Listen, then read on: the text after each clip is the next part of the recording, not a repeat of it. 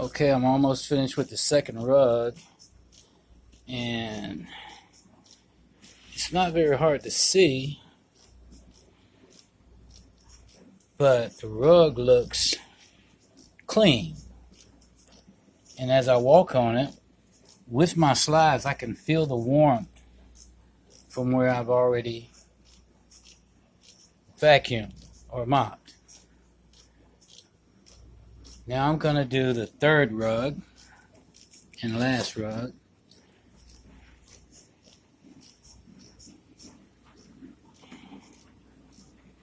And as you can see, I don't go fast.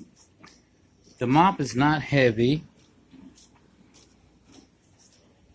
It's very easy to work with.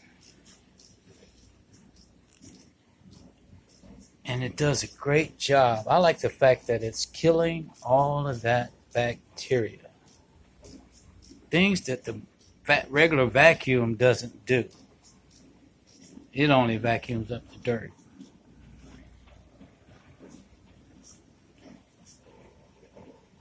And I have that comfort knowing that my rugs are not going to have an unpleasant odor or little mites or whatever may be in the rug. Thanks for watching.